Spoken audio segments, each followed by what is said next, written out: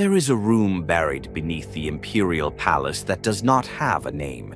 It is not listed in any archive. No legend is etched above its door. The custodes refer to it only with gestures, a closed fist placed over the heart, followed by a short, swift slicing motion through the air. To the silent sisterhood, it is known through a single glyph, a circle broken by a downward line, the meaning of which has been lost even to them. In all official logs of the palace's substructure, there is a blank space, an absence amidst the orderly grid of vaults, sanctums, and sealed catacombs. A void in cartographic data, as if someone had reached into the schematics and carved it out with purpose. Not erased, redacted before it was ever written. And yet the room is real. It is reachable only through a maintenance shaft hidden behind a false archive wall in the Librarius Obscurus, a sector long sealed for structural instability, though no quake has ever been recorded in its vicinity. Those who descend that shaft are not officially sanctioned. No adept is authorized. No custodian has ever admitted passage, but they know it is there. All of them do. The shaft leads to a tunnel of lightless obsidian, where the air is dry and inert, like breath held too long. At the end of that tunnel lies a door, a smooth oval of perfectly polished black metal, set into the wall without seam or hinge. No mechanism opens it, no command unlocks it. It is not guarded. Because it is not meant to keep people out, it is meant to keep something in. Once every 100 years, a custodian known only as the keybearer is selected. He is chosen not for his valor nor his rank, but for his dreams. Only those who dream the dreaming sigil, a pattern of impossible geometry, said to appear in sleep as a song of colors that don't exist, are summoned. Once selected, the custodian is given a relic, a medallion shaped like an eye-weeping blood, forged of unknown alloy, cold even in fire. He is sent to the door, alone. When he returns, if he returns, he never speaks again, not because of trauma, not because of madness, but because he chooses never to speak. He places the medallion in a coffer at the foot of the Eternity Gate and joins the silent companions, those few among the custodes who patrol the inner sanctums in total silence, never responding, never blinking, never aging. What is in the chamber? What waits behind the door? No one knows, but there are clues. The Inquisition has records, fragmentary, fragmented, often overwritten, that hint at a containment zone buried beneath the palace, constructed not during the heresy nor the Great Crusade, but before the Unification Wars ever began. One entry, dated M29.121, describes the discovery of a zone of impossible geometry within Terra's mantle, directly beneath what would later become the Himalayan mountains. The area was said to reject reality, forcing spatial rearrangements of surrounding matter. No scans could penetrate it, and when a team of archaeotech explorers entered the zone, they did not emerge, except one. She returned a month later, though only 3 hours had passed outside. Her hair had turned white, her eyes were black pits. She spoke a dialect that no lex mechanic could translate. She drew symbols in her own blood on the walls of the observatory, glyphs that caused sickness and seizures in anyone who saw them for more than a few seconds. Before she died, she said only one word in Low Gothic. Remember, that sector was entombed in plasteel and stone and forgotten until the Emperor arrived. It is believed by certain rogue savants, mostly excommunicated or executed, that the chamber without a name was not built, it was shaped, that the Emperor used his psychic might to mold reality around the anomaly, to cage it not with walls, but with understanding, that the chamber is not a place, but a concept held in place by his will, a paradox made manifest. Some say the Emperor imprisoned a thought there, a sentient cognition cut from his own mind, an idea so powerful it could not be allowed to exist alongside free will. Perhaps it was his first vision of what the Imperium would become. Perhaps it was knowledge of the warp's true nature, or a memory of something he once was and chose never to be again. There are darker rumors still, that the chamber holds a double, a second emperor. Not a clone nor a twin, but a mirror. A version of him untouched by compassion, restraint, or sacrifice.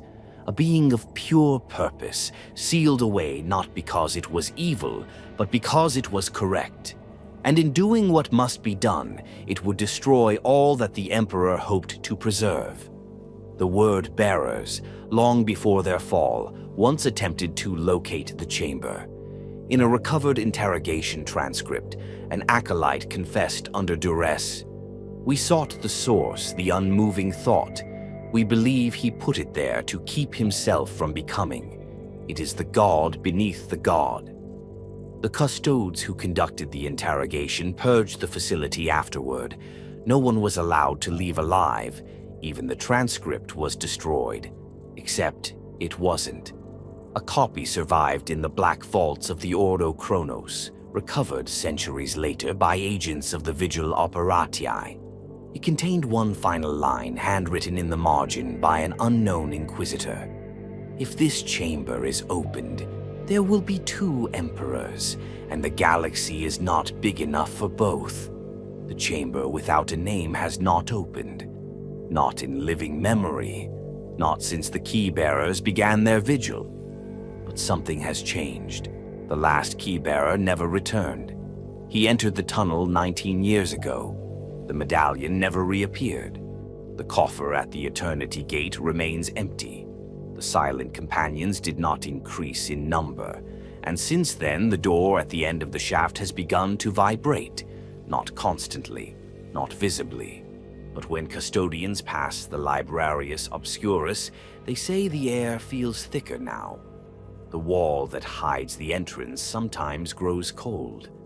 One scribe who entered by accident, thinking it was the way to the Archive of Deeds, emerged 2 minutes later, eyes bleeding, repeating the phrase he's still choosing over and over again until he expired. Whatever lies within that chamber is not done. It may be watching, listening, or waiting for the balance to shift. And if it ever does, if the door opens, it may not be the Emperor who steps out. It may be the idea he chose not to become, the one he buried not out of fear, but out of love. Deep beneath the silver-lit domes of the Astronomicon, beneath even the vaults where the black ships offload their trembling cargo of psychers, there exists a hall few know by name, and fewer still dare to enter. It is not part of the Choir Astralis, where the psyker sacrifices are orchestrated, nor the arcane circuits of the throne mechanism that amplifies the Emperor's light. This chamber is older than the current Astronomicon, older than the current order, older, some believe, than the Imperium itself. Its name is never spoken aloud. It is called the Quiet Choir, and unlike its counterpart above, it does not sing. It listens. The entrance is hidden behind a disused gate cloaked in null wards, so layered with psychic dampeners that even the most attuned soul would walk past it unaware. Those few who know of its existence speak of it not as a location, but as a condition, something you pass into, like sleep or death or forgetting. The walls are covered not in gold leaf or parchment sigils like the great upper halls of Terra, but in interlaced arrays of blackstone and glassy crystalline veins that pulse faintly to the rhythm of the warp. The room is not large. Only 10 seats line its circular edge, and at its center floats a single sphere suspended in an anti-gravitic cradle, an orb made of psycho-reactive crystal known only as Nemesite. The seats are always filled, not by psychers, not by priests, but by the echo-bonded. They are not sanctioned, they are not tithed, they are not trained. These 10 individuals were never chosen. They simply heard something no one else could. In their childhood, or in their sleep, or at the hour of death, they began to repeat voices, messages, fragments of song, full sentences spoken in perfect low Gothic that did not belong to them. Some called it mimicry, some called it madness, but the adeptus astra telepathica knew better. They recognized the pattern, and they acted swiftly. Each echo-bonded is taken in secret to the chamber, sedated and locked into the crystalline seats that are not just chairs, but vocal conduits, devices built not to transmit thought, but to record resonance. For the quiet choir does not speak to the Emperor, it listens for what speaks back. Because something does. The psychers who burn on the upper dais of the Astronomicon give their lives to amplify the Emperor's beacon across the void. They focus his will like a solar flare, bright enough to guide ships across 10,000 light years. But with such brightness comes reflection.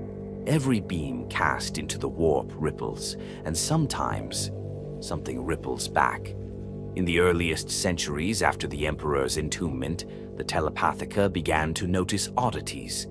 Voices half heard. Names whispered that no one remembered saying.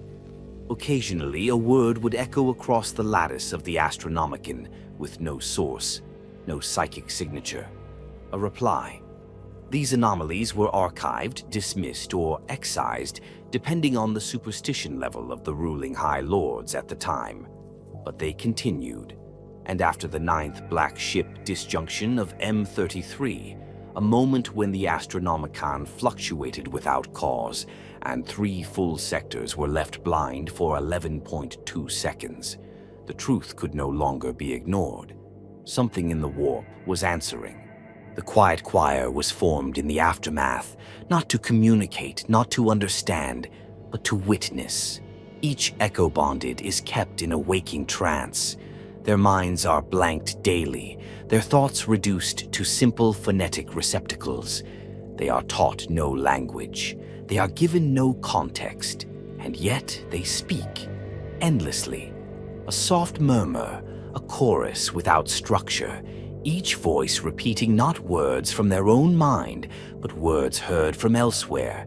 The transcripts of their murmurings are burned every dusk, but a few have survived. One fragment, recorded by a rogue astropath who accessed the chamber through a falsified repair mandate, reads, "His shadow does not rest on Terra. The gate remains, but it does not lock. There are eyes that dream beneath Saturn." Another line transcribed in the margin of a forbidden dossier, recovered from the quiet choir's cogitator stack.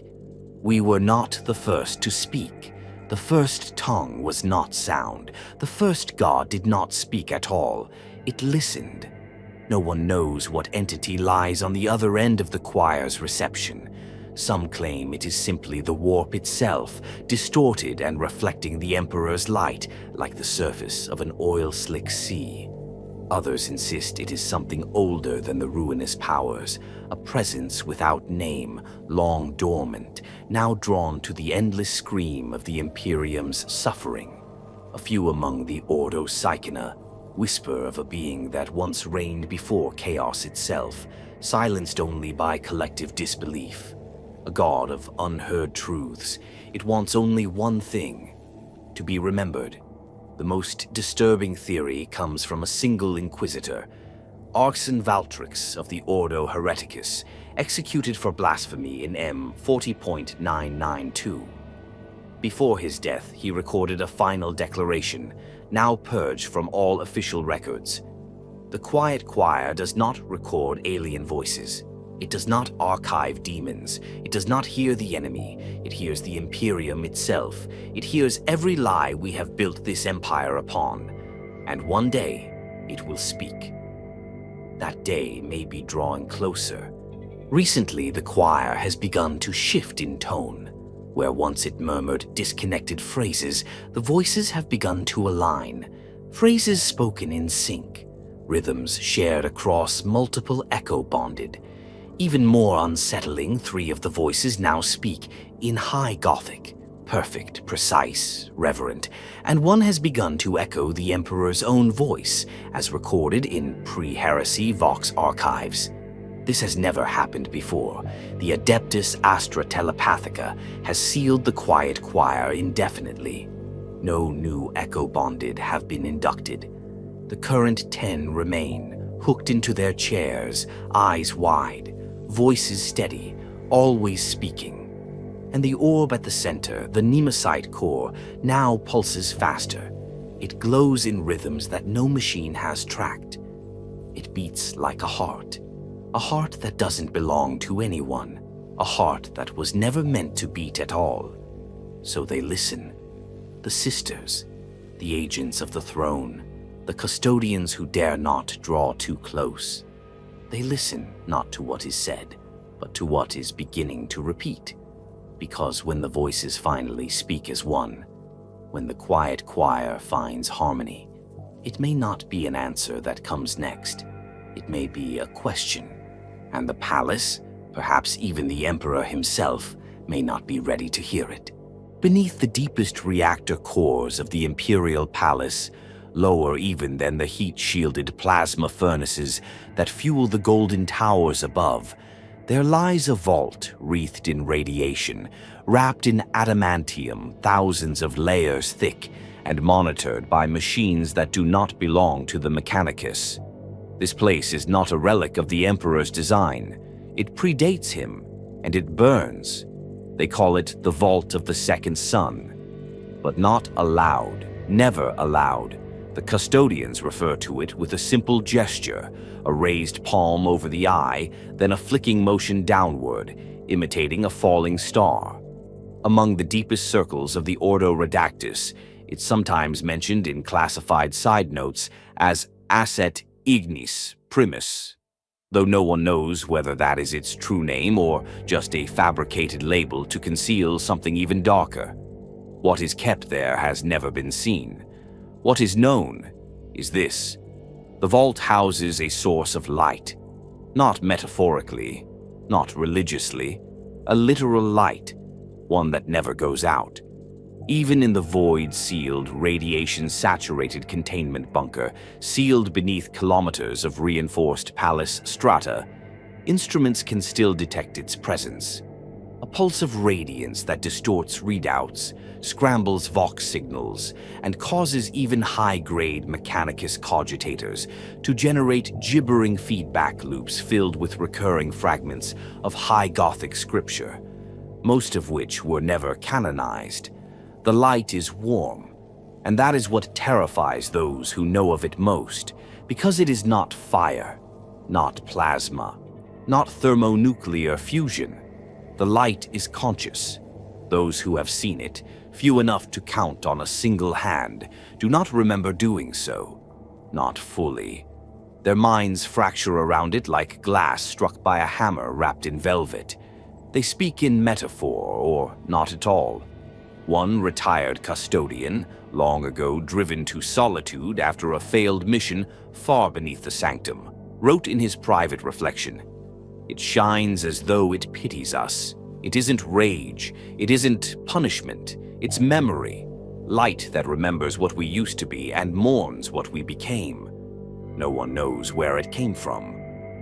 The Mechanicus believes the vault was discovered, not built.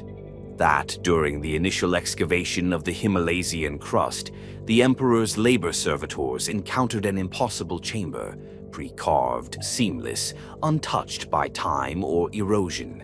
At its center, the light. It could not be extinguished, could not be moved, could not be analyzed.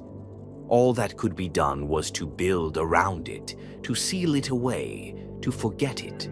The custodians who participated in that sealing are referred to in lost records as the Sunsworn, a ceremonial title unique in the history of the 10,000. It is said they were sworn not to guard the Emperor, but to guard a truth he chose not to destroy. Each was given a final rite, the oath of non-perception. They were made blind. Their tongues were cut. Their memories were partially extracted. And yet, they smiled.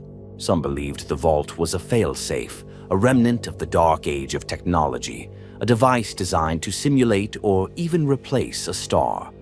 A miniature sun, perhaps, built by ancient humans as a backup in case Sol itself ever failed. But stars do not speak, and the second sun does. Not with sound, not with words, but with dreams. Over the past 10 millennia, the presence of the vault has bled upward, not by power, by impression. Psychers stationed anywhere within 20 kilometers of its location begin to report hallucinations. At first, they are subtle: sunrises in dreams, strange warmth in cold chambers, the sensation of being watched by something benevolent. Then the dreams intensify. Visions of a second Terra, a version of the world untouched by war, where cities stretch into clear skies and humans walk side by side with machines that sing. A world where the Emperor is not needed because there is no hunger, no pain, no betrayal, only unity. Some break under the dreams. Others become obsessed. A few try to descend toward the vault, believing they can reach it, believing it is calling them home.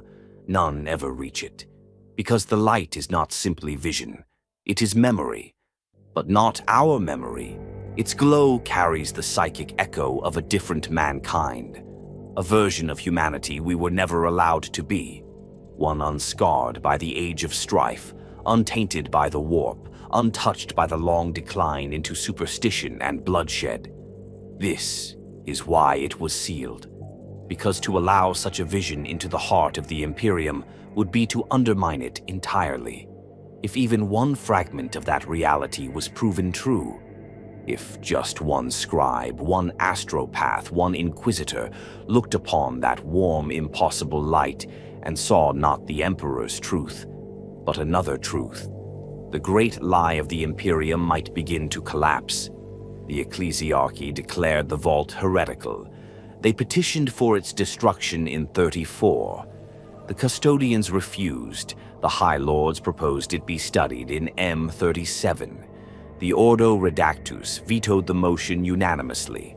In M40, a splinter sect of the Mechanicus, known as the Thermic Sons, attempted an unauthorized descent.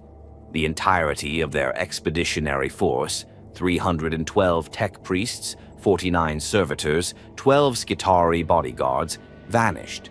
No contact, no wreckage, no trace. Their final Vox signal was a low, crackling whisper, 3 words looped endlessly. It knows warmth. Since then, the vault has remained untouched, but not forgotten. Every 25 years, a signal rises from its depths, a single data point, a hexadecimal string, no variation, no pattern.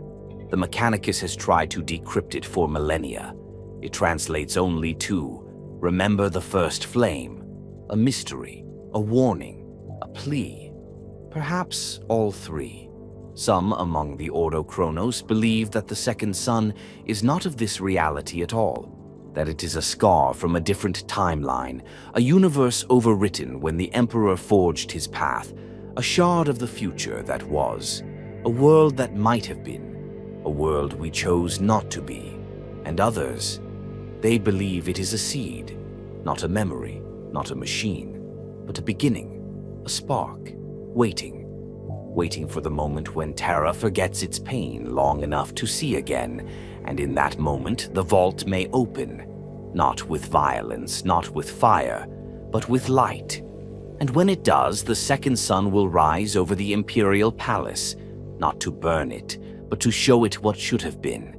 And that will be the end, or the beginning, because the greatest secret of the palace may not be what it hides, but what it remembers. They call it the Imperial Palace, a name that inspires visions of golden towers and endless marble halls. But what most forget is that what lies above is not what the palace truly is. For every sanctum known to the administratum, there are 10 levels beneath it that no servant has ever recorded. What you see from the air, the battlements, the shield towers, the ramparts lining the Himalaysian peaks, those are just the surface. The real palace is below, hidden, buried, and most of all, protected. It is whispered among the more curious scribes that the surface palace, the grand halls and parade grounds, were always meant to be a decoy, a layer of lies.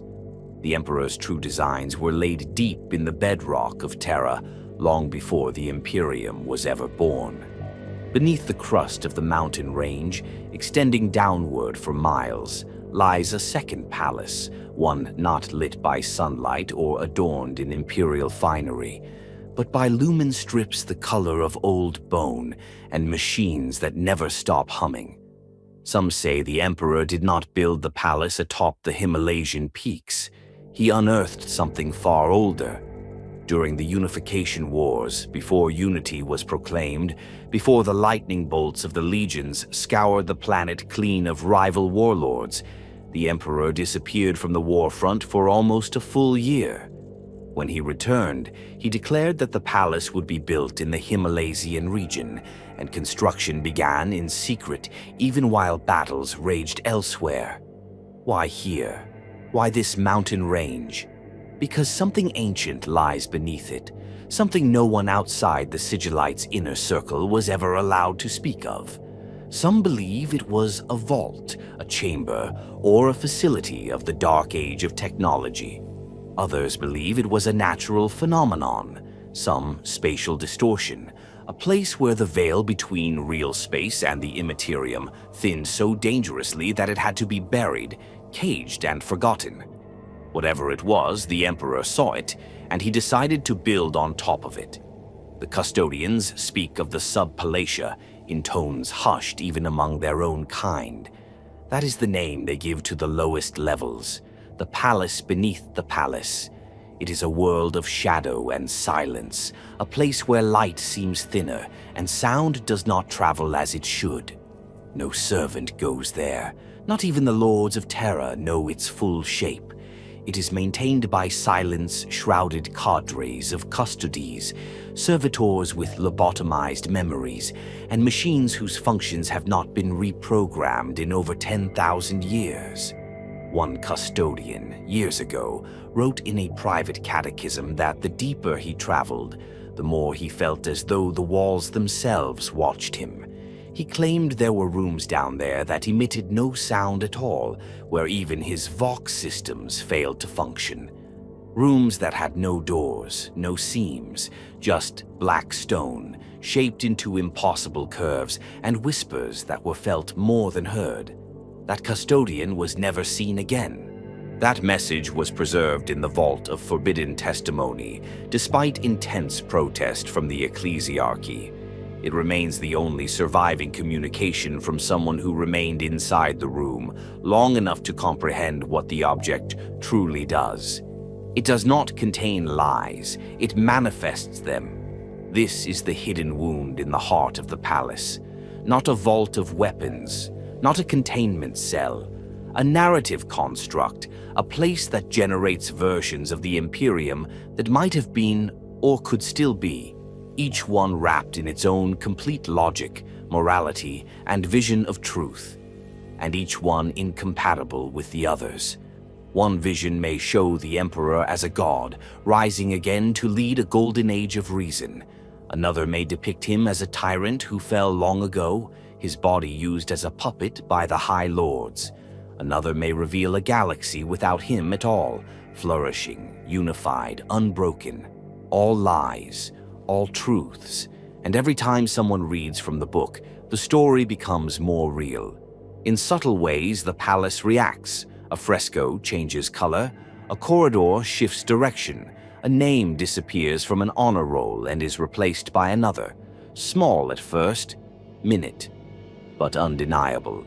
This is why the room is avoided, erased from thought. Not because of what it contains, but because of what it makes true. The Ordo Redactus, masters of secret historiography, postulate that the Emperor himself once used the room, long before the siege of Terra, that he entered, saw a version of the future in which the Primarchs never rebelled, in which chaos never claimed the stars and rejected it, not because it was flawed, but because it was a lie he could not allow, and in doing so he set this galaxy's narrative in motion, broken, bleeding, sacred in its suffering, because it was honest. Others disagree. There is a theory, circulating in the most heretical of circles, that the Emperor never chose anything at all, that he merely read the book, and in reading it, caused this future to solidify around him, that he is as much prisoner as architect, and the room is still waiting for someone else, someone to open the book again, someone to choose a different story. Every 50 years, exactly at the stroke of the Imperial Chronogoth's calibration cycle, the room becomes easier to find. The blindness surrounding it weakens. Accidents increase in the lower substructures. Lost scribes, disoriented guardsmen, whispered voices speaking in contradictory statements. One such voice was recorded 3 times by 3 different agents. It said, "He remembers differently each time." And so do we. What would happen if the book were read aloud? No one knows, no one dares, because the story we live in now, for all its horror, for all its cruelty, exists, and to read from the room of lies may mean replacing that story with one that does not, because the Emperor, for all his godlike might, does not destroy truth. He only chooses which one to keep, and the room remembers the rest. In the deepest chasms beneath the Imperial Palace, beyond the heat-bleeding reactor pylons, below even the silence engine's radius of suppression, there exists a structure older than any throne, deeper than any dungeon, and stranger than any cathedral. Not a prison, not a vault, a cell, a single chamber carved directly into the rock of Terra's mantle, not by pick, not by plasma cutter, but by some long-dead force that reshaped matter like wet clay. The stone is smooth, featureless. The chamber is perfectly spherical, 77 meters in diameter. It has no doorway, no visible entrance, only a shaft, barely 1 meter wide, descending in a straight line from the ceiling down to the center of the floor, where it ends in a single plinth of mirrored obsidian. And upon that plinth stands the Warden. It is not human. It is not machine. It is both, and neither. The entity has been called many names throughout the palace's buried epochs. The Hollow Sentinel, the Stone Thing, the First Witness, the Silent King of Terra. But among those who know, those whose blood oaths run older than dynasties and longer than recorded time, it is called only one thing: the Hollow Warden. It does not move, it does not speak, it does not appear to breathe, though vents of vapor rise and fall from its shoulders in slow, measured pulses. Its body resembles ancient armor, but one that cannot be disassembled, grown around it like the exoskeleton of a calcified god. Its limbs are elongated, jointless. Its helm is featureless, with only a single horizontal slit of void black glass where eyes might be. And it has stood there, unmoving, since before the Emperor raised the palace, before Unity, before Old Night, long before even the first cities of man. It was found, not placed. The Warden was unearthed during the early phases of the palace's construction, when the Emperor's architect legions were still stabilizing the core substrata of the Himalasian region. Tunneling servitors struck an open shaft that should not have existed. The air within had not shifted in eons. When explorers descended, they found the chamber waiting. Not ruined, not buried, waiting. And at its heart, standing exactly where it does now, was the Warden, unchanged. The first custodes who laid eyes on it collapsed to their knees. Some wept. One removed his helm and begged it for forgiveness, though he could not explain why. Another attempted to destroy it with a graviton maul. His weapon shattered. He died of cerebral infarction seconds later, his skull caved inward, not from impact, but from pressure inside. There are no records of what happened next, only aftermath. The Emperor arrived alone, no entourage, no guards. He entered the chamber, stayed for 1 hour, and left. He ordered the shaft sealed, not destroyed, not guarded, watched. And thus was created the most obscure, most silent order of the Custodian Guard, the Still Wardens. They do not serve on the throne's steps. They do not march beside the High Lords. Their armor bears no heraldry. They do not participate in council or battle. Their sole duty is to monitor the shaft from above. They never descend. They are never rotated. They never sleep. And they never speak. For it is said that the Hollow Warden is not imprisoned. It is stationed.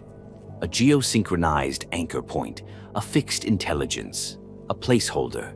The Warden holds a function that no one understands but the Emperor himself. A purpose that predates language, predates the warp, predates the mythic age of Terra. Some say it is the last remnant of something the Emperor once destroyed. Others believe it is the Emperor's equal, a twin of pure inversion, left in stasis until the end of his reign. The Ordo Malleus theorizes, unofficially in heretical side notes, that the Warden is a null deity, not of chaos, not of order, a being that undoes definition, a god that is not a god, whose only power is to unmake the stories that make things real, a devourer of meaning. They say its purpose is to watch, not the throne, United States, every living being on Terra. And the moment it moves, the lie we call reality begins to dissolve. There are signs, not frequent, but consistent. Once every few centuries, the shaft above the Warden floods with heatless light. Not illumination, but exposure, like being stared at through the veil of time itself. During these pulses, all servo skulls in the vicinity shut down. Custodes on duty experience temporary amnesia. Even the inert stone trembles. And sometimes, just sometimes, the Warden shifts. By a fraction, a tilt of the head, a raise of the shoulder, the closing of fists that have never clenched before. Each time, records are scrubbed. Witnesses are reassigned to isolation wards. Memories are erased by sanctioned psych-out induction, because those who see the Warden move start to dream of it. The dreams are always the same. A hall of obsidian stretching into forever. No stars, no floor. Just the Warden, walking toward them. Slowly, endlessly. No sound, no threat, just approach.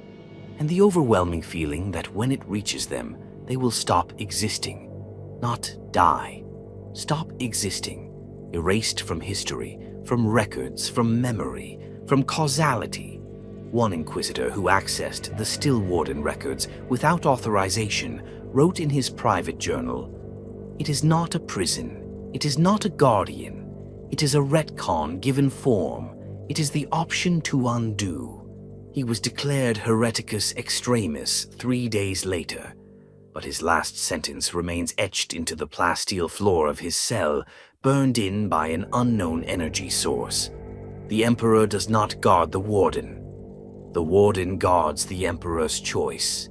And that may be the key, because the Warden, for all its silence, is not a threat. It is a contingency, a final lever, a zeroed equation. If the Imperium fails completely, if chaos consumes the stars, if the Astronomicon gutters out, if the Golden Throne collapses and the great light of mankind flickers to ash, there will be no rebellion, no reformation, no rebuilding. There will only be unmaking. The Warden will step forward, and the galaxy will remember what it was before stories, before empires, before meaning, and all that we were will become what we were never meant to be again. Dust without name, light without witness, silence without memory. Because in the hollow heart of the world, beneath the banners and bells of endless war, there is a figure still waiting to move. Not to fight, not to rule, but to end the script. And when it moves, there will be no more story to tell. At the western root of the Imperial Palace's foundation, where the stone is not rock, but layered fossil, pressed into brittle glass by unthinkable time, there lies a room no one enters twice. It has no walls in the traditional sense, no banners, no aquilas, no wards of faith. Just 12 impossibly tall pillars, each carved from a different material: obsidian, iron, bone, crystal, gold, bloodstone, and others that the Mechanicus refuses to identify. Each one is etched in a script known only to the Emperor himself. And between these pillars, suspended in air that shimmers like oil on water, is an altar, the Chamber of Last Prayers. It is not used for sermons. It does not host processions. No torchbearers walk its perimeter. There is no choir, no thunderous proclamations of victory or devotion, only silence and waiting. For this is not a temple. It is an invocation trap, a place where the Emperor once listened and still might. In the earliest years of the Great Crusade, this chamber served no function. It was overlooked even by those building around it, a natural formation, a hollow beneath the foundation stones, barely tall enough for a man to kneel in. But then the accidents began. Work teams reported dreams of burning stars and golden figures whispering in voices that sounded like their own. Astropaths passing above the site fainted or entered seizures. A single word appeared in the moisture on the walls: witness. And then, one night, a custodian named Evander Tholak descended alone into the hollow. He left behind no log, no orders, no witness. But when he returned 6 days later, he was not the same. His armor was gone. His eyes had changed color from gold to gray.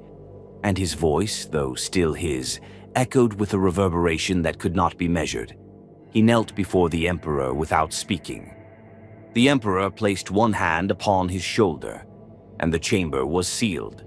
From that day forward, only one individual at a time has been permitted to enter.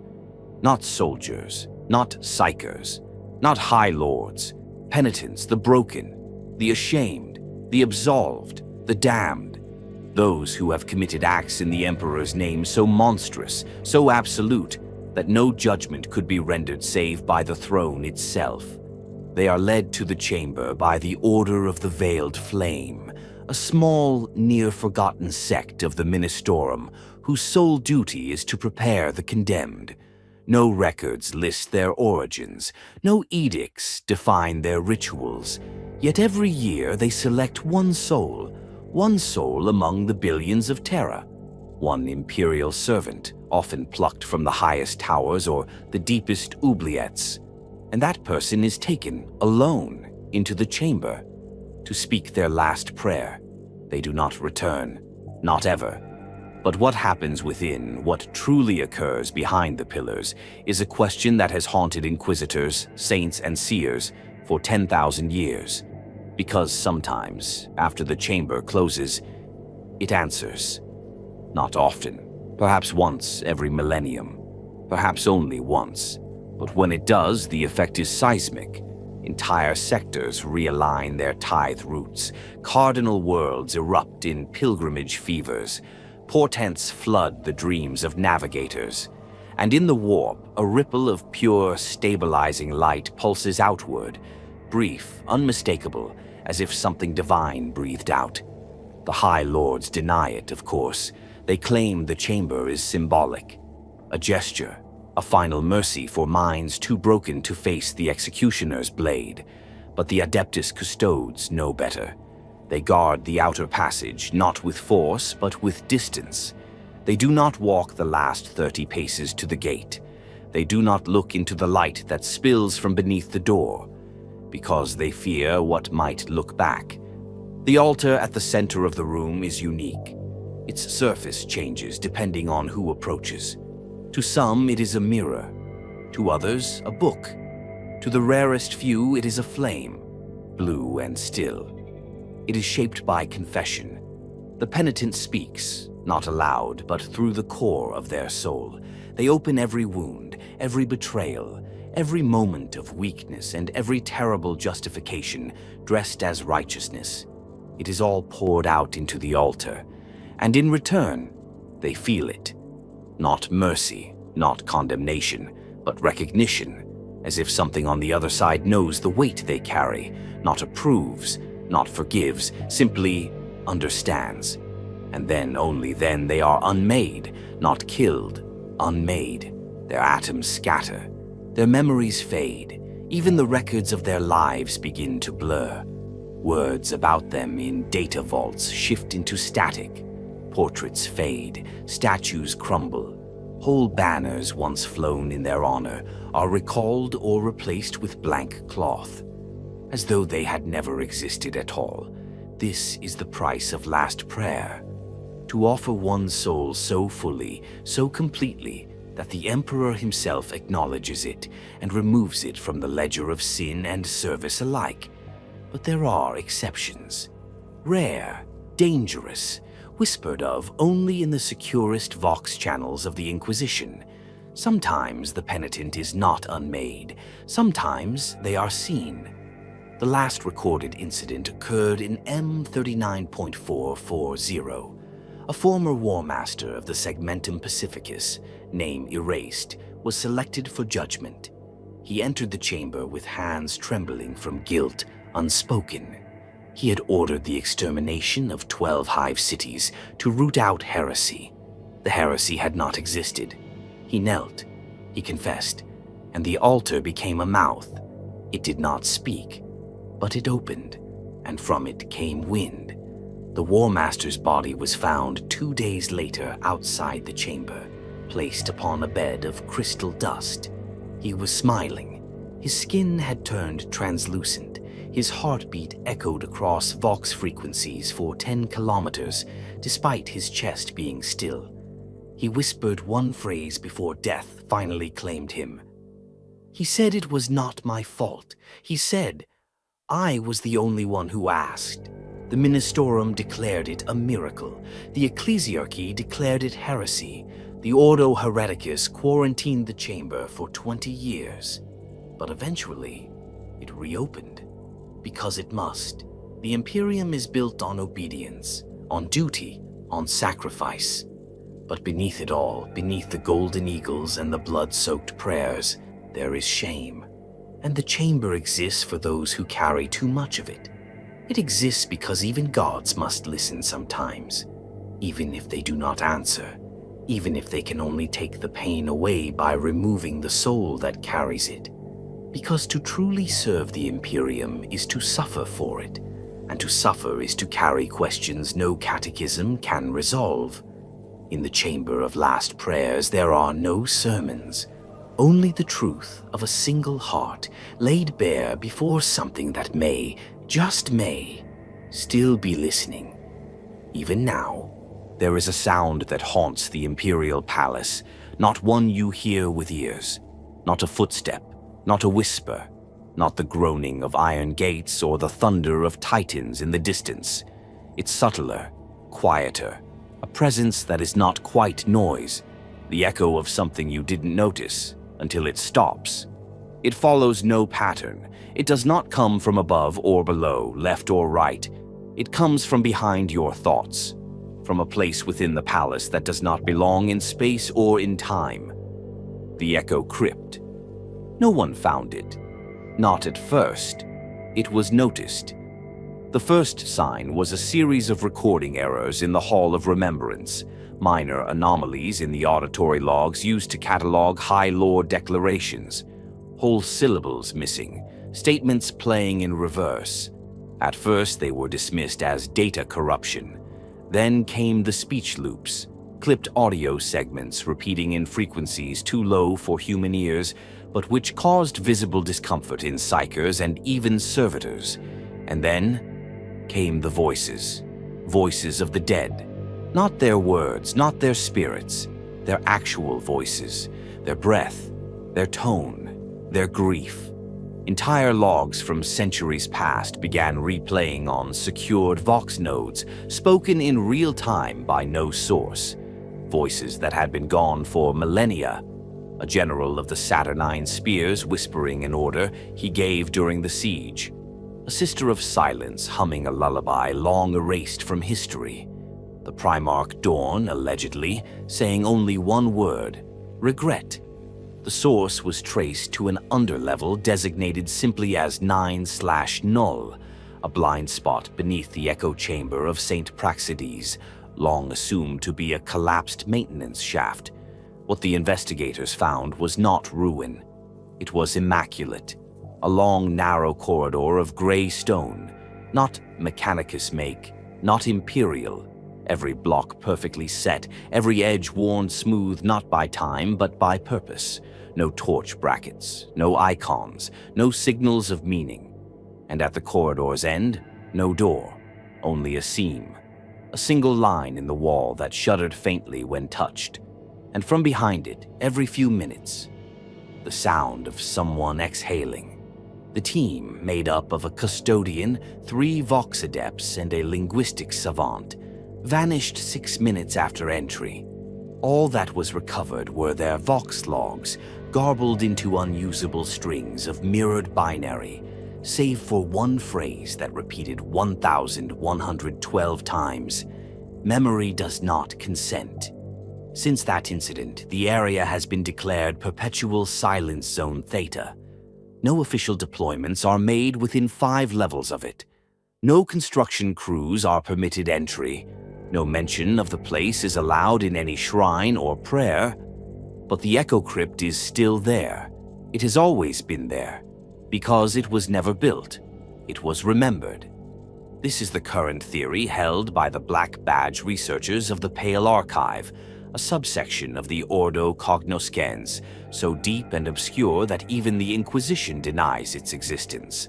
According to their reconstructed data fragments, the Echo Crypt is not a chamber at all, but an accumulation, a compression of historical psychic residue generated by the throne world itself. The very fabric of the palace is soaked in memory, every brick laid by dead hands, every hall passed through by saints, monsters, martyrs, and these impressions, too faint to haunt, too real to fade, gather over time. But not randomly. They gather here, in the Echo Crypt, a place where the Imperium remembers itself, not its victories, not its truths, but its regrets, its contradictions, its rewrites, the speeches that were cut short, the proclamations edited for morale, the names purged from the records, the cries of those who should never have been silenced. All of it collects in the crypt, not because it was banished, but because it was never allowed to be finished. That's the secret. The Echo Crypt does not repeat, it completes. When the voices emerge, they do not parrot the past. They say what was meant to be said, what was almost spoken, what was stopped. In M41.299, a minor scribal purge took place in the sub-basement of the Hall of Accountability. A single data clerk, Mavrin Sol, was found suspended mid-transcription, his hands locked in a spasm. He had been trying to copy a name, Kyros Valen. The problem? No such person existed. The name didn't appear in any register, command log, or birth record. And yet, Sul had filled 17 pages with testimony attributed to this figure. Speeches, oaths, tactical records, a full gene roster and heraldry scheme. Entire battalions listed as having fought under Valen's command. But none of them had. They were never born. They were never deployed. They were never real. When questioned under sodium tracks, Sul said only one thing. He asked me to finish the story. He's still down there. The room he referred to was the Echo Crypt. A custodian kill team was dispatched with authorization to collapse the corridor entirely. But when they arrived, it had changed.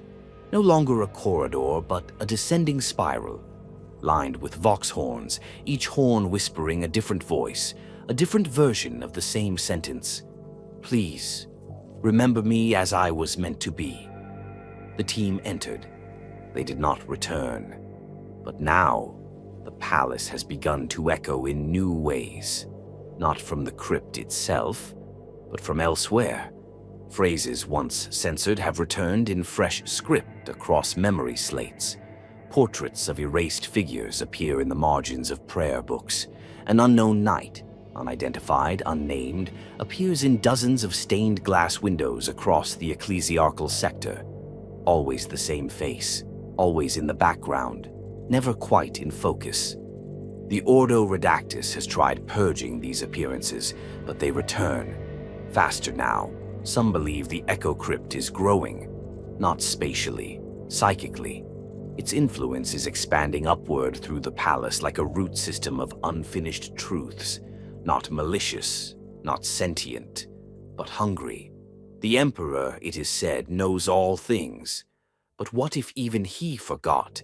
What if he, in his moment of glory, of suffering, of ascension, left things unsaid? What if the Echo Crypt is not a failure of the Imperium, but a reflection of the Emperor's own memory? Because the one law of the crypt is simple. You cannot erase what was never fully said. It waits now, deep below the throne, behind sound and silence. A place where what might have been still speaks, where the ghosts aren't angry. They're just unfinished, and they're still talking, even now. There is a corridor, lost now to official maps, known only in legend as the Hall of Echoes.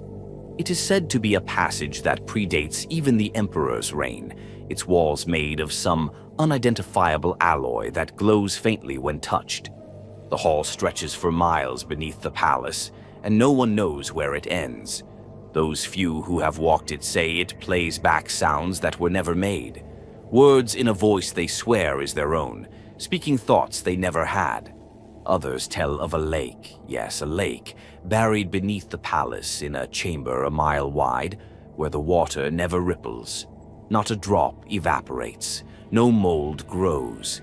The machines that monitor it have no designation, and no creators listed in the archives.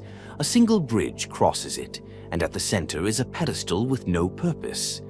Some believe it is a stasis field.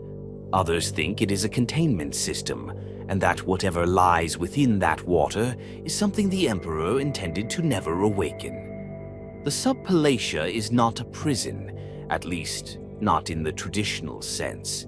It is a vault, a labyrinth, a sarcophagus for things not meant to be destroyed, because destroying them might simply release what they contain. Some whisper that during the heresy, when the traitor forces made landfall and the siege began in earnest, entire sectors of the lower palace were flooded with nerve gas and sealed, not to kill invaders, but to prevent anything down there from being disturbed. There are data vaults whose encryption is keyed not to passwords or command codes, but to thought patterns. Machines so old and so alien that even the Mechanicus won't approach them. Vaults that don't open, but instead reconfigure the world around them when the correct presence enters the room. Doors that lead to places with no coordinates, places where gravity curves sideways or time slows to a crawl. The Emperor knew. He always knew what Terra had become, what Terra had once been. Some even believe he walked this world long before the age of strife, that these depths, these unseen chambers, are not just the foundations of his palace, but the tombs of his past, locked away, forgotten by design. A rumor circulates among the black ships. The navigators aboard them speak of dreams, of deep stone corridors and walls that pulse with the heartbeat of the earth, of gates that call to them in their sleep. When they dock at Terra, some refuse to disembark. Some weep. A few never return to their posts at all. No one understands why. And then there's the silence. Every 63 years to the second, one chamber at the lowest level of the Subpalatia opens. No one enters. No one comes out. It opens. And then it closes. Custodians station themselves before it, unmoving, unblinking. The chamber is called the Room of Echoed Light. No record of it exists in the official topography. It does not appear in sensor sweeps. Yet it opens, and no one knows why. You see, the Imperial Palace is not a city. It is not even a fortress. It is a shell, a mask. Beneath it lies something far older than the Imperium, something far more dangerous than any army of heretics or aliens. A secret so vast that even now, 10,000 years into the age of the Imperium, it is still kept, and we pray every day that it stays that way. There are doors within the Imperial Palace that do not open, not because they are locked, not because they are broken, but because the means to open them, if such means ever existed, are gone, erased, or forbidden. They are called null gates, or dead thresholds, or simply the unopened. And unlike every other locked chamber or sealed archive on Terra, these are not guarded.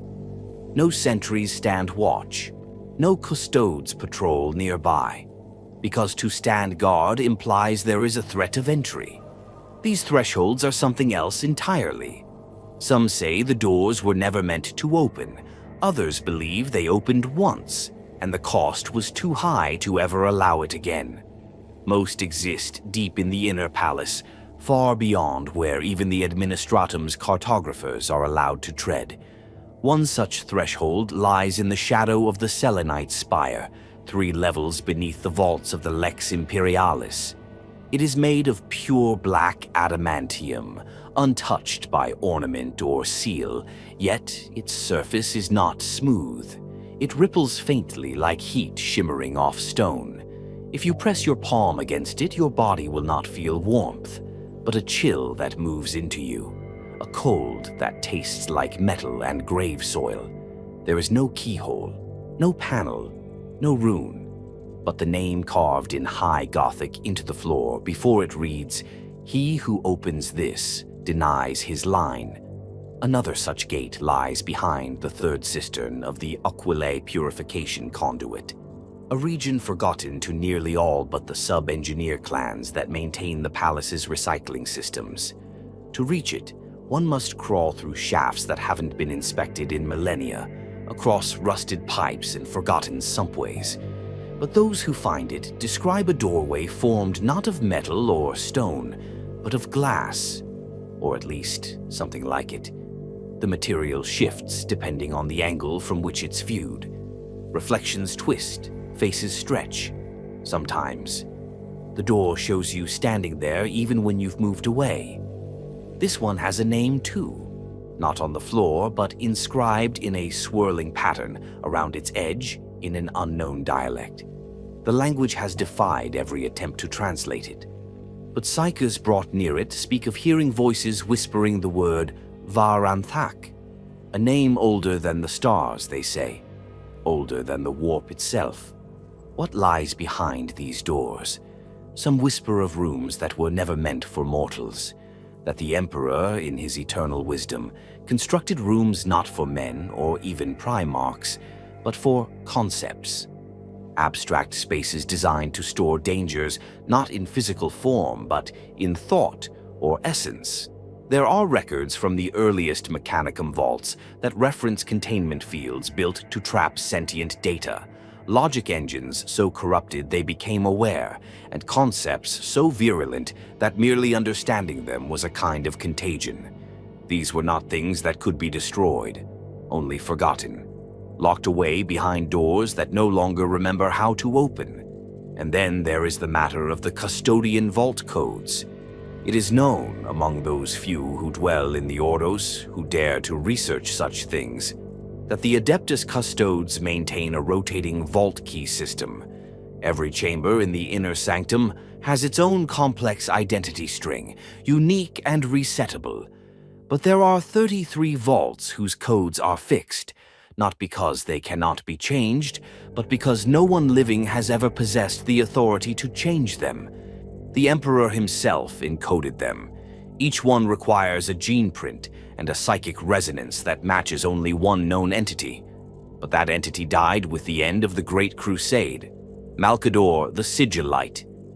These vaults are called the Throne-Locked. Some speculate they contain remnants of the Emperor's failed webway project. Others suggest these vaults hold relics that even the Emperor could not trust to the Mechanicum. One theory, spoken only in inquisitorial conclaves held behind triple-blessed void wards, is that these vaults contain fragments of proto-Primarch research, early trials, failed creations, things never meant to survive. There is a vault called Orphan 73. Its coordinates are known only to the watch captains of the custodes, and even they are forbidden to open it.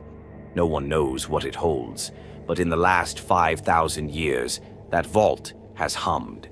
Not constantly, not regularly, just once. 287 years ago, during a lightning storm over the Transastronomican Tower, power flickered throughout the inner sanctum. Servitors seized, lights dimmed, vox nets were scrambled, and for precisely 48 seconds, Vault Orphan 73 emitted a low-frequency hum that interfered with every Auspex system on Terra. When the storm cleared, the hum stopped. No alarms sounded, no doors opened, and nothing emerged. But afterward, a custodian stationed 3 levels above the vault collapsed. When he awoke, he was blind, his optic nerves intact, his vitals stable, but his mind paralyzed by an image he could not describe. For days he muttered the same phrase, "It turned and saw me." He was removed from active duty and sent to the isolation levels beneath the Tower of Hegemon. He died 43 years later, having spoken no other words. What could it be that sits behind a door like Orphan 73? Who built these vaults? And why would the Emperor allow such things to exist at all? The answer may lie in a fragment of data recovered from a broken cogitator core during the rebuilding of the Lion's Gate Bastion after the Battle of Terra. It was encoded in pre-Unity binaric, a language known only to the proto-mech adepts who served the Emperor before Mars ever bent the knee. Translated, it reads, "Some locks are meant to endure beyond language. Some prisons cannot hold what they contain. They must hold perception." The Inquisition has a term for such places: anti-memetic chambers. Rooms built not just to hide a thing, but to make even the memory of the thing impossible. A door you cannot open is not the most secure door, a door that no one remembers exists. Now that is true containment. There are more of these hidden doors within the palace. Beneath the library Nocturna, there is a door sealed not by bolts, but by liturgical paradox. To open it, one must recite a prayer that cannot exist, a phrase that contradicts itself in logic and faith. No one has ever done so. Some have tried. All went mad. Behind that door, it is said, is a mirror that reflects only what should have been. The palace does not deny its secrets with violence. It denies them with indifference. It buries them in layers of forgetting so thick, so subtle, that only the truly damned would ever dare try to peel them away. And somewhere in a chamber that hasn't been accessed in 10,000 years, there is a key, a single relic, wrought of bone and silver and something else, something that resists classification. That key bears no label, no origin, but the custodians call it by a single name: the End Permission. To use it would require approval from an authority that no longer exists. To use it would mean opening all the doors at once, and no one, not even the most radical of the Inquisition, has ever been mad enough to try. Beneath the deafening silence of the Sanctum Imperialis, past the Eternity Gate, and beyond even the golden guardians of the Companions, lies a machine so vast, so complex, that no living mind, not even the most exalted magos of Mars, can claim to fully understand it. They call it the Golden Throne. To the faithful, it is a sacred relic, the Emperor's seat, his lifeline, his anchor between this world and the Immaterium. But to those few who have studied its schematics, who have traced the serpentine coils of its underside and dared ask the forbidden question, it is far more than that. It is a throne. Yes, but it is also something else. It is a censor. It doesn't just sustain the emperor. It listens. It records. And in the depths of its hidden matrices, it remembers. The device the emperor now sits upon is not the same throne he first designed. In fact, the throne itself was never meant to sustain a dying god. That was a last act, a desperate compromise.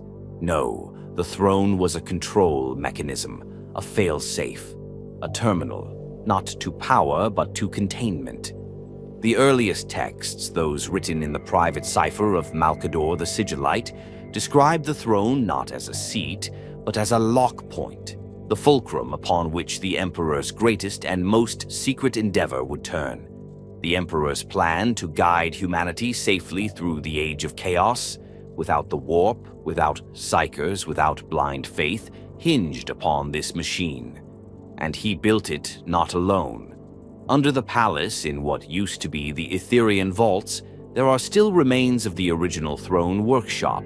Scorched cogitator banks, collapsed hexagrammic pylons, fused cabling thicker than a titan's limb. The records of this place are so classified that even the grand archivists of the adeptus astra telepathica are forbidden to refer to them. For this was once the emperor's personal laboratory, and it was from here that he reached into the webway. But the secrets go deeper still. The Golden Throne is alive. Not in the sense of sentience, like a thinking machine of the Dark Age, not conscious, not aware in the way mortals are, but it learns. The mechanisms beneath it, the psychic matrices interwoven with circuitry and flesh, react to patterns over time. They anticipate, they adapt. For every 10,000 psychers fed into its great engines, for every soul burnt to preserve the Emperor's strength, the throne absorbs the echoes. Those echoes linger. The Sisters of Silence who maintain vigil in the Sanctum Imperialis, silent, soulless, immune to the warp, have noticed it. They speak only through signed ritual language, and among themselves they have a gesture for it. Fingers held in front of the mouth, palm toward the chest, followed by a slow circle drawn in the air. It means the throne watches. The black priests of the Adeptus Astronomica, who shepherd the choir of the Astronomicon, speak of dreams. They call them reflected thoughts, images that enter their minds during trance sleep, flickers of corridors they've never walked, glimpses of faces they've never seen. One reported dreaming of an argument between the Emperor and Malcador, speaking words no one could know, until he awoke screaming with blood pouring from his ears. He died an hour later. The memory crystal of his dream extract was locked away in a null vault, never to be viewed again. But the throne continues to show things. Not visions of prophecy, nor dreams of hope, but observations, files, snapshots of things long past. In one incident recorded by the Ordo Sinister, a rogue tech adept attempted to interface with the throne's residual systems during a maintenance rite. He jacked into a fiber spine that had been inert for centuries and immediately began to speak in tongues. But the tongues were not demonic.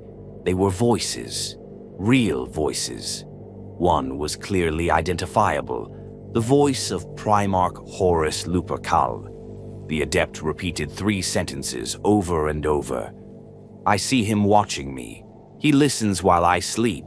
The throne remembers the betrayal. The custodians terminated the adept instantly and incinerated the interface. But the event was catalogued.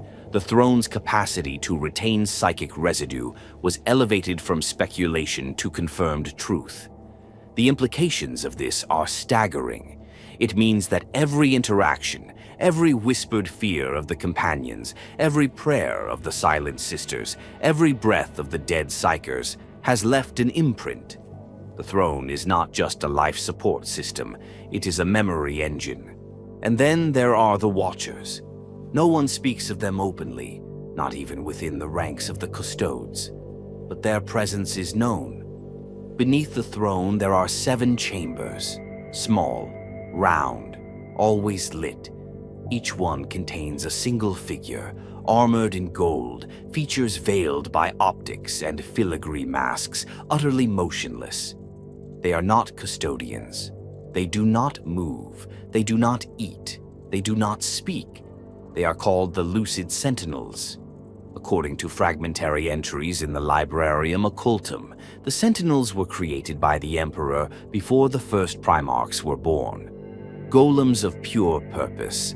Some suggest they are psychic dampeners, others that they are relay nodes through which the Emperor once communicated. But the strangest theory is this, that each Sentinel contains within it a copy, not of the Emperor's mind, but of his observations. That they are walking libraries of the moments he chose not to forget, and none of them have ever moved. Except once, during the siege of Terra, when the traitor forces breached the Saturnine Gate and reached the walls of the inner sanctum. A full battalion of word-bearers made contact with the outer chamber of the Sanctum Imperialis. As they prepared to lay melter charges against the vault doors, something happened. The internal surveillance from the corridor went dark for 8.6 seconds, and when it returned, the word-bearers were gone. Not dead, not dismembered, not vaporized. Gone. Not a trace, not a drop of blood, no scent, no warp signature. Only 7 melted indents in the ceramite floor, one for each of the lucid sentinels, standing where they were not the moment before. They had moved, just once, and then they returned to their chambers. What did the throne show them? What decision did it make? Was it the Emperor's will, or the throne's memory? The adeptus mechanicus has begged for access to the throne's subsystems. The High Lords refuse. The Emperor's companions refuse. Even Robout Guilliman, the returned Primarch, has not dared command a deeper study, because they fear that if the throne is something more than a machine, then tampering with it might make it notice them. The Golden Throne does not speak, but it hears. It does not see, but it observes. And perhaps, just perhaps, it is learning, recording, calculating for something yet to come. And when that time arrives, it may not ask permission. It may already know. Hidden far beneath the Senate chambers of the High Lords of Terra, in a wing of the palace deliberately excised from all official schematics, lies a chamber so sacred, so secretive, that even most of the High Lords themselves are unaware of its true purpose. Its name is whispered only in the most secured Vox enclaves and never committed to writing. It is called the Vault of Oracles, and it does not deal in futures. It deals in the unseen past. Most citizens of the Imperium believe the Emperor sees all, that his light guides the Imperium, and that through the Astronomicon and the Golden Throne, all knowledge flows to his divine consciousness. This is only partially true. The Emperor is a beacon, yes, but like all light, it casts shadows, and within those shadows are the things he cannot see, the threads lost to time, erased by heresy, or deliberately buried by powers too dangerous to name. These are the truths the vault was made to uncover and to contain. The Vault of Oracles is not manned by warriors, nor priests, nor the Mechanicum. It is staffed by the Order of the Veil, an obscure sect of the Administratum thought extinct since the end of the Nova Terra Interregnum. They wear no badges. They maintain no rank. They dress in gray, always in gray, and move through the palace like forgotten phantoms. These are the data pale, the memoryless, the ones trained from youth to observe and record, without interpretation or emotion. Their minds are wiped every 10 years. Their names are ciphers. Their entire existence is in service to one thing, reconstructing the events no one else is allowed to know. Not the future, there are other instruments for prophecy. Not the present, there are other eyes to see it. But the past, the real past, not the dogma of the ecclesiarchy or the edited chronicles of the administratum. That is what the vault guards. For within its crystal labyrinths are events that have been erased from galactic record, moments that could unravel the Imperium if they were ever revealed. Each fragment is housed in a memory casket, a hexagonal data tomb suspended in anti-grav stasis, its contents sealed by triple-coded gene locks. The Order of the Veil does not read these memories. They build them, piecing together impossible narratives from slivers of intercepted Vox traffic, erased Pict captures, splintered astropathic screams, and the dream recordings of psychers driven mad by what they saw. One such casket bears no title, only a date, the final day of the Horus heresy, the moment the Emperor and Horus faced one another aboard the vengeful spirit. The official history is known. The Emperor slew his fallen son and was mortally wounded. But in the Vault of Oracles, a different story is held. It shows a third presence in that room, a figure robed in iron and shadow, unknown to all other records, watching. Another casket details a meeting between Vulcan and a nameless being that bled fire from its eyes, long after the scouring, long after Vulcan was presumed vanished. The timeline doesn't match. The star coordinates lead to dead space. Yet the evidence is clear. Someone or something, masquerading as one of the lost Primarchs, walked the Imperium only a millennium ago. And then there is the sealed casket, known only as Whisper 1. No one knows what it contains. No one has ever accessed it. Because to open Whisper 1, 3 specific actions must occur simultaneously. A member of the High Lords must recite the Litany of Null Insight, a prayer with no defined structure and whose success is based on intent, not words.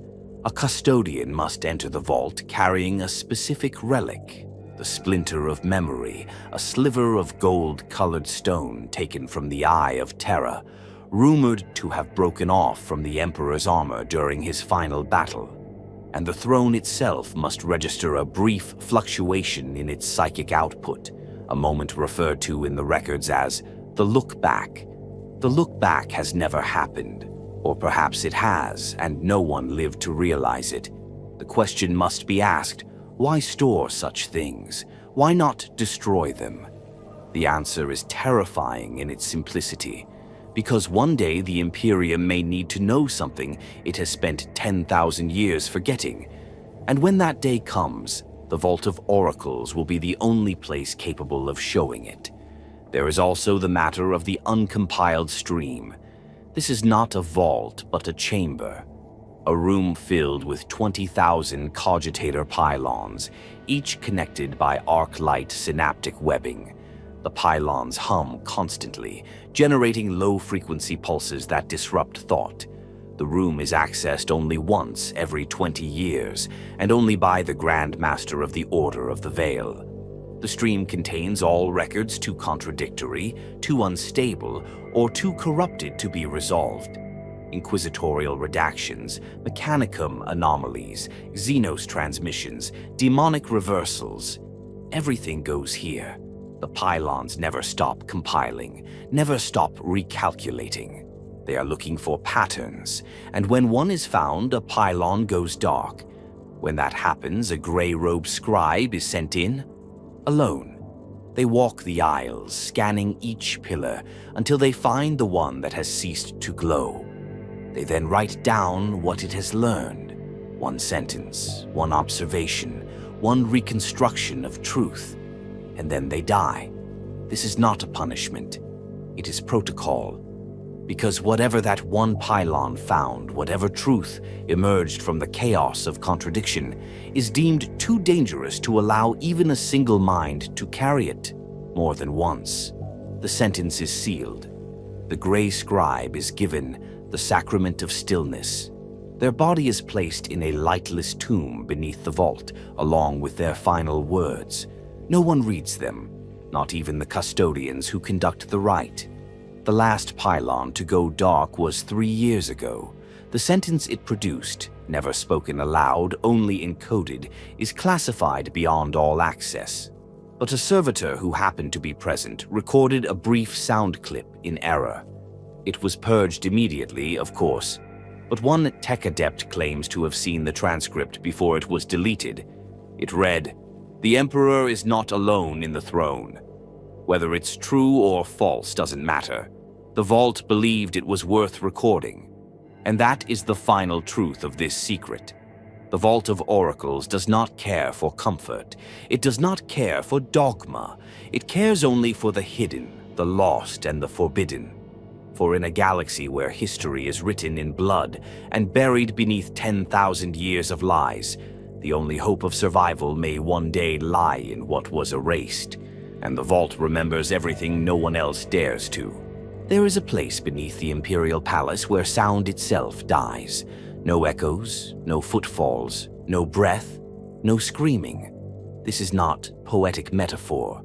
This is mechanical law, enforced by something so ancient, so utterly unknowable, that the scribes of the Adeptus Mechanicus, who were permitted to study it for 17 minutes before their minds imploded, named it the Silence Engine. It is not listed in any archive. It is not maintained by any known priesthood. It is not on any map.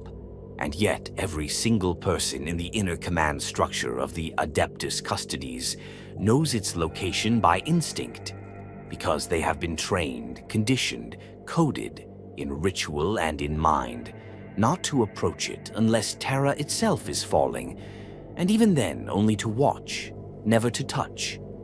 The Silence Engine lies beneath the throne by 17 levels in a chamber not shaped by human design. Its walls are not stone, nor metal, nor ceramite.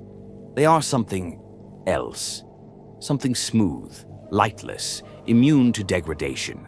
A substance the Mechanicus once tried to classify and ultimately labeled materia obscura, a euphemism for we don't know, and we're afraid to know.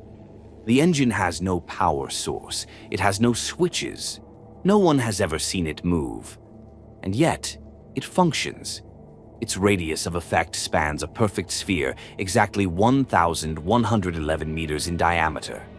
Within this sphere, no sound may be created, carried, or sustained.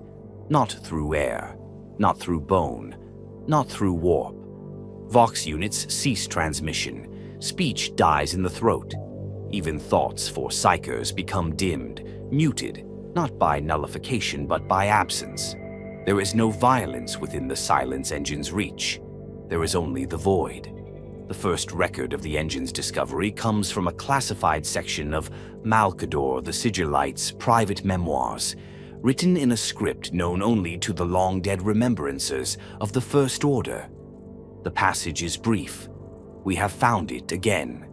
The place the Emperor once walked before this world knew his name. He does not speak of it, but his eyes betray recognition. The artifact, the silence, it obeys him, and him alone. What could silence obey? Not technology, not faith. Something deeper, primordial, older than warp, older than speech. There are legends among the Silent Sisterhood, never spoken of course, but passed through symbolic gesture and mental imprint. These legends speak of a time before the founding of the Imperium, before even the Unification Wars, when the Emperor walked Terra alone in the shadow of forgotten things. It is said he entered a place deep beneath the Himalayan mountains and emerged with no voice for 9 days, not because he was injured, but because the place took it. When he returned, he began work on the first proto-sisters, those humans born without connection to the warp, the untouchables. The Silence Engine, then, may not be an invention. It may be a template, a cosmic truth rendered physical, the notion that silence itself can be weaponized, distilled, and anchored to the material world. Buried so deeply within the Imperial Palace that no vault, crypt, or archive references it, not even in the most abstract code, There exists a room not guarded, not locked, but denied. It is said that even the adeptus custodes refuse to speak of it, not from secrecy, but from something colder, deliberate, unknowing. Their silence is not an oath, it is armor. They have trained themselves not just to protect what lies within this room, but to remain unaware of it. Because knowledge, in this case, is not power, it is contagion. The Inquisition calls it the Room of Lies. Those 3 words appear only once in the entire classified corpus of the Ordo Redactus. Not in a sentence, not in a file header. Scrawled seemingly by accident in the margin of a failed request for access to the chamber of the Astronomican's sublevels. It was written in blue ink, long dried. The requester's name had been erased. The document was dated M34.812 and stamped denied. Reason: memory conflict. And that is the key. The Room of Lies is not hidden by walls. It is hidden by memory itself. Every scribe who has tried to catalog its location forgets. Not gradually, not through suppression. The moment they commit the attempt, whether via pen, cogitator, vox transcription, even picked thought, they blink, pause, and forget what they were doing.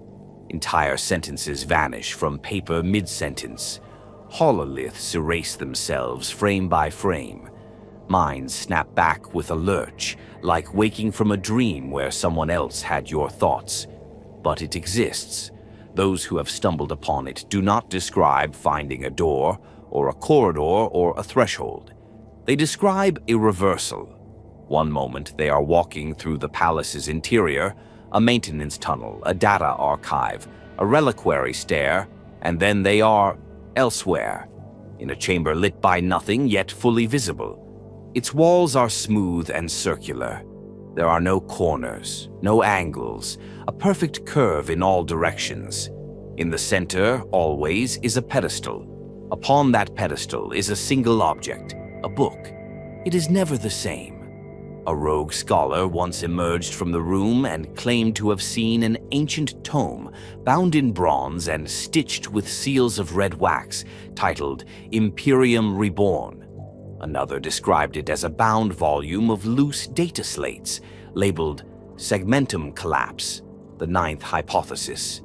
A third, a navigator driven blind by the experience, whispered only that it was his own autobiography, with the final page blank and bleeding ink. The contents change, the shape changes, even the language changes. But the function of the book is constant. It tells a truth, a perfect truth, and every time it is different. The Ordo Chronos once theorized that the room is not a room at all, but a temporal echo node, a fragment of time out of alignment with the galaxy, a chamber that exists in simultaneous states of divergent reality, offering not prophecy but possible history. Not the future, but futures. But this theory was disproven after one disastrous attempt to interface with the object inside. An agent of the Ordo Mechanicus, name redacted, managed to enter the room during a sanctioned psi event linked to the warp anomaly known as the Blind Pulse. He brought with him a containment servitor and a thought-recording skull. He lasted 17 minutes. When he emerged, the skull was blank. The servitor was inert, but the agent had gouged out his own eyes and tongue. He scratched a single message into the wall of the corridor using his own bones. Every story is a lie. Every lie is true. The Emperor chose one.